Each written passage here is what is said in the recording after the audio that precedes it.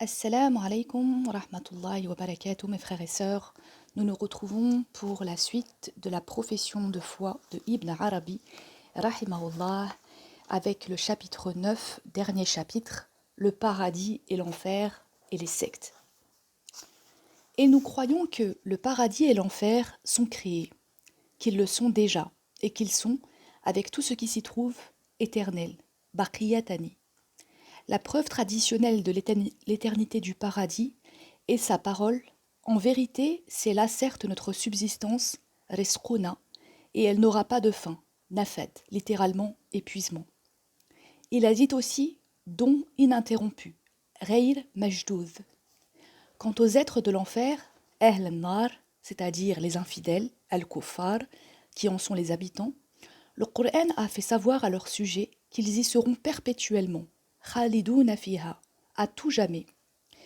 Allah a dit, ceux qui ont été infidèles et qui sont morts infidèles, sur ceux-là s'abattra la malédiction d'Allah, des anges et des hommes tout ensemble. Ils la subiront à perpétuité, sans que le tourment soit allégé pour eux et sans qu'ils attendent une rémission. Il a fait savoir également que cela ne décidera pas de leur fin, au point qu'ils en mourraient, et nul allègement pour eux à son tourment. Et il a dit, et là ils crieront, Seigneur, fais-nous sortir, nous agirons bien, à la différence de ce que nous faisions. Seigneur, fais-nous en sortir, et si nous récidivons, c'est alors que nous sommes injustes. Il dira, tenez-vous, quoi, et ne me parlez point. Il a dit aussi, et s'ils étaient renvoyés sur terre, ils retourneraient à ce qui leur a été interdit, et ils sont, en vérité, des menteurs. Ce qu'indiquent ces textes, mais Allah est plus savant, c'est que lorsque Allah aura fait sortir de l'enfer ceux pour qui il a été écrit qu'ils en sortiront, tandis qu'y demeureront ses habitants qui ont été créés pour lui, Allah ordonnera que l'enfer se referme sur eux, que les portes en soient closes et que les interstices et les orifices en soient bouchés, et il réduira au silence cette prison où seront les ennemis d'Allah avec leur corps. Il les y oubliera, les rendra muets, et les fera taire en leur disant « Tenez-vous quoi et ne me parlez point », accomplissant ainsi sa promesse faite à l'enfer. En vérité, j'emplirai la géhenne de djinns et d'hommes, tous ensemble. Ensuite, le Tout-Puissant, Al-Jabbar, posera le pied dans l'enfer sur la nuque des ennemis. Les extrémités de l'enfer se rejoindront sur eux, s'incorporeront et s'interpénétreront, et il les fera disparaître invinciblement, littéralement par la force de la contrainte, Quwwat al-Qahr, victorieusement, littéralement par la victoire du pouvoir, Ghalbat al-Hukm, et fatalement, littéralement par l'effet du décret éternel, Nufud al-Qada, et ils y seront incorporés, comme le palmier virtuellement incorporé, indimage, dans le noyau. Ainsi, leur fin rejoindra leur commencement, là où il n'y avait rien d'autre que la science d'Allah à leur sujet, vaincus et privés d'être, mafqoudin an al-ayn, dépourvus de toute nocivité et de toute utilité, ne pouvant ni répondre ni appeler. Il enverra sur eux les gloires fulgurantes, subuhet de sa gloire, radab, qui les entourera et s'achèvera par la malédiction, la'na. Il se détournera d'eux, les oubliera et les fera disparaître, rayabahum, de son royaume, mulk. L'enfer et les infidèles seront dès lors comme s'ils n'avaient pas été créés, comme si Allah n'avait pas eu de créatures associationnistes, ni de transgresseurs rebelles, bien qu'ils existent dans les trésors du non manifesté, Khaza'in al-Ghaib, et que Allah les ait englobés dans sa science et qu'il en ait compté le nombre. Le Coran a dit qu'il resterait en enfer pendant des cycles, ahkaban, et il a été rapporté que le prophète, sallallahu alayhi wa sallam, a dit « Je ne sais pas combien de cycles, mais un cycle, hukub, est de 80 années divines, une année étant de 360 jours divins, et un jour divin étant comme 1000 ans de votre compte. » Al-Hassan al-Basri, rahimahullah, interrogé sur le verset « Ils y resteront pendant des cycles, labithina fiha ahkaban » aurait répondu « Allah sait mieux que quiconque ce que sont les cycles, car leur durée ne saurait être nombrée que par la perpétuité, khouloud, mais il nous est parvenu une tradition selon laquelle un seul cycle serait de 70 000 ans de votre compte. » Il aurait ajouté « Il ne saurait sortir de l'enfer. » Nous nous réfugions en Allah contre l'enfer et ses habitants, et qu'il nous garde de suivre les guides égarés et qui égarent, les hérétiques qui dévient de la religion et s'écartent de la voie indiquée par Allah, Tariq al-Huda, ceux dont la révélation a parlé en les décrivant en ces termes, et nous en avons fait des guides appelant à l'enfer. Et selon sa parole, même si nous avions fait descendre les anges vers eux, même si les morts leur avaient parlé, et même si nous avions rassemblé toutes choses devant eux, ils n'auraient pu croire. Car ils étaient marqués pour la répréhension éternelle, chacun eux-mêmes, leurs disciples et leurs partisans, les êtres voués à l'éternité de l'enfer. Nous avons déjà mentionné globalement les hérétiques au début de cet épître, à savoir les kharijites diversifiés en 15 sectes, les imamites rafidites diversifiés en 32 sectes, les mourjites en 12 sectes, les mu'tazilites 6 sectes, les anthropomorphistes, al-mushabiha 3 sectes, les jahmiya, les najariya, les dirariya et les koulabiya, chacun d'eux constituant une secte différente, ce qui fait au total 72 sectes toutes diffèrent selon leur opinion passionnelle et étant en désaccord, à l'exception de ceux auxquels ton Seigneur a fait miséricorde, c'est-à-dire les gens de l'élection, Ahl al-Ikhtisas, les gens du salut, Ahl al-Najat, les gens de la tradition du prophète sallallahu alayhi wa sallam et de la communauté, Ahl al-Sunnah wal-Jama'a, qui eux sont d'accord entre eux selon la vérité et à qui nulle mauvaise intention ne saurait porter préjudice. Les kharijites, dans leur totalité, passent à côté de la religion, murraq min al-din, telle la flèche qui manque la cible. Leur signe distinctif est de se raser le crâne et la barbe, tahliq. En font partie les kalandariya, les ahdariya et leurs pareils. Les jahmiya sont des infidèles, kuffar, qui professent la création du Coran. Les qadariya sont les frères des chrétiens, ikhwan nasara, en tant qu'associationnistes, mushrikin, quand ils affirment qu'il y a avec Allah un autre créateur. Allah a flétri par avance leurs mensonges par sa parole. Y a-t-il un créateur autre que Allah? Par celle-ci, dit « Je me réfugie auprès du Seigneur de l'aube contre le mal de ce qu'il a créé » et par d'autres versets ayant la même signification. Les sectes chiites, firaq al-Shi'a, dans leur totalité, sont des égarés, doulal, selon un hadith rapporté par Ali ibn Abi Talib, radiallahu anhu, en ces termes.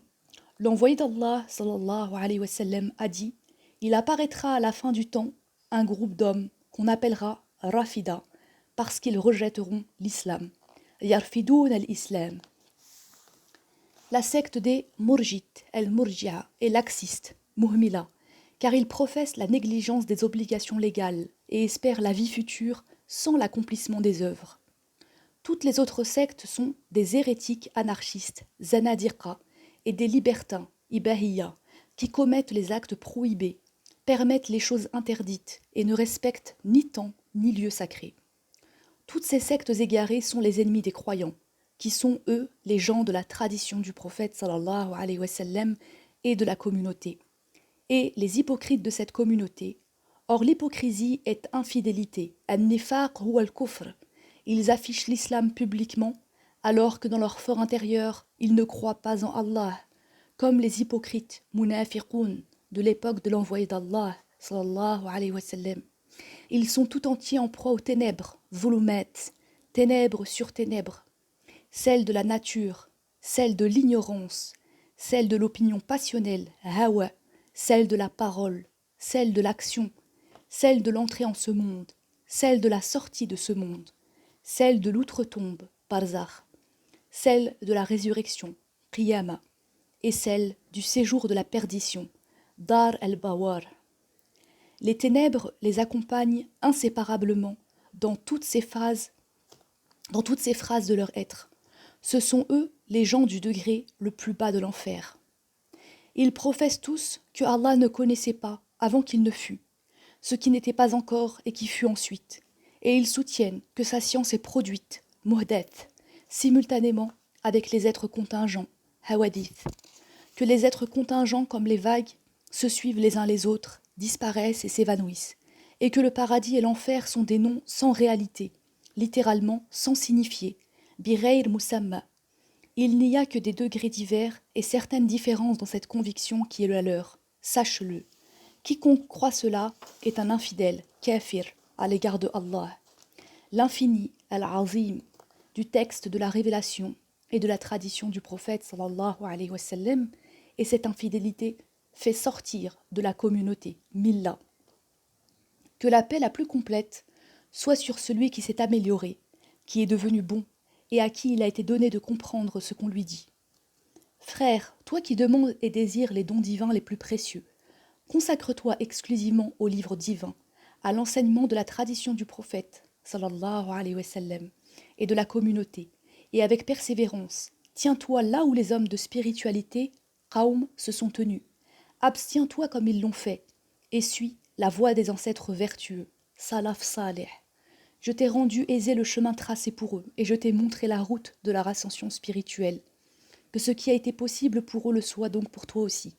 Ils ont été les compagnons de son prophète, sallallahu alayhi wa sallam, radiallahu anhum, ceux qu'il avait choisis pour être près de lui et pour faire triompher sa religion, ceux au milieu de qui il l'avait envoyé et qu'il avait qualifié en même temps que lui en ces termes.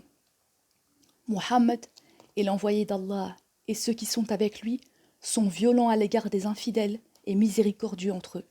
Tu les vois inclinés, prosternés, recherchant une faveur d'Allah et sa satisfaction. Suis donc la voie de la pureté d'esprit, salama, et évite le chemin de l'égarement, rey, et du blâme, ballama. Sache que les mauvaises actions des gens de la sunna sont préférables aux bonnes actions des gens de l'hérésie, ahl al-bid'a, car leurs bonnes actions ne sont pas acceptées en raison de leur opposition à la sunna, tandis que l'on peut espérer que les mauvaises actions des gens de la sunna seront pardonnées. Prenez garde, serviteurs d'Allah, de cultiver l'amitié des hérétiques, de les fréquenter et de vous prendre d'affection pour eux, car ils sont les ennemis de la religion et de l'ordre naturel. Ahda ad-din wa dunya.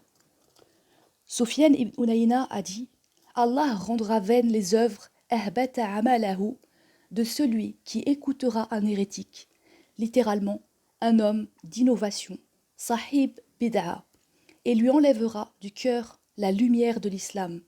Celui qui aide un hérétique, c'est comme s'il aidait à ruiner les bases de l'islam. Et celui qui s'assied en compagnie d'un hérétique, prends garde à lui pour ton âme et ta religion. Inspire-toi en cela du hadith de l'envoyé d'Allah, sallallahu alayhi wa sallam, dans lequel il dit ceci. L'homme de bonne compagnie, al-jalis al-salih, et l'homme de mauvaise compagnie, al-jalis as-sou, peuvent être comparés à celui qui transporte du musc et à celui qui souffle sur la forge. Au premier, tu achèteras le musc qu'il transporte, ou bien tu trouveras en lui un parfum agréable. Quant au second, il brûlera tes vêtements, ou bien tu trouveras en lui une odeur nauséabonde. Allah a mis en garde contre l'opposition aux ordres de son envoyé, sallallahu alayhi wa sallam, par sa parole, que prennent garde ceux qui s'opposent à son ordre, que ne les atteigne une épreuve, fitna, ou que ne les atteigne un châtiment douloureux. Voici donc que j'ai disposé pour toi progressivement les bons conseils et que je t'ai expliqué les fondements de ma croyance et les bases de ma position doctrinale, madhab, et de la religion que je professe à l'égard d'Allah. Celui qui passerait outre serait frustré et perdant. Le pauvre et humble serviteur d'Allah, auteur de cette épître, vous a pris comme témoin de tout cela pour lui-même. Que celui d'entre vous, musulmans, qui est témoin, informe celui qui est absent. Quiconque est d'une opinion contraire à celle que nous avons exposée, ou nous attribue autre chose, ou encore nous prête des paroles différentes, ignorant ainsi notre propos, ou feignant de l'ignorer tout en le sachant bien, est un menteur et un imposteur, un ennemi et un provocateur criminel, qui encourt la punition d'Allah et son courroux, que sur lui retombe la malédiction d'Allah, de ses anges et des hommes tout ensemble. Amin.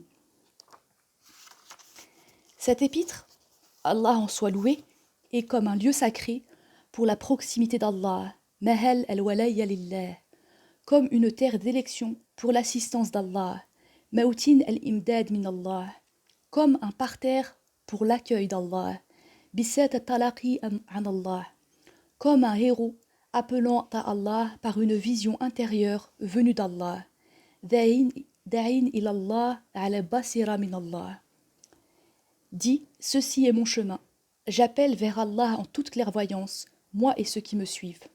Nous demandons à Allah qui accorde avec bienveillance, Al-Mannan, sa faveur, qu'il fasse que soit une réalité l'appartenance à la troupe des hommes de la tradition du prophète sallallahu alayhi wa sallam et de la communauté Ta'ifat Ahl al-Sunnah wal Jama'a, dont nous nous réclamons, et qu'ils nous fassent mourir dans leur amour, qu'ils nous fassent parcourir les étapes qu'ils ont suivies, et qu'ils nous fassent aimer d'eux davantage, et qu'ils ne nous placent pas parmi ceux qui ont rompu leur engagement envers eux, que cela soit un effet de sa bienveillance et de sa bénédiction, car il est le maître de ce bienfait et celui qui en accorde la faveur. Amin. Celui qui ne sait pas s'arrêter à la fin manque son but. Reprenons donc en main la bride lâchée à la plume, et ceci après avoir formulé la salutation de paix, salam, la plus complète et la plus étendue, al-atam al-am, la plus particulière et la plus personnelle, al-akhas al-anas, sur celui qui nourrit les aspirations spirituelles avec les trésors de la générosité et de la libéralité divine par les paroles les plus justes, al-qil al-aqwam, Muhammad sallallahu alayhi wa sallam, et sur ses compagnons, et que Allah les salue. Vers Basit Majsou'. La lumière est venue à toi, prends-la donc et ne t'arrête pas au parchemin. Car celui à qui l'or a apporté son éclat fait peu de cas de ce qui est écrit avec l'encre. Préoccupe-toi donc de la description de la divinité et regarde-la unique dans l'isolement. Écoute bien quand tu es appelé et purifie tes paroles quand tu appelles. Revêt pour ton maître un habit de pauvreté pour obtenir la faveur de l'unique, Al-Wahid, généreux.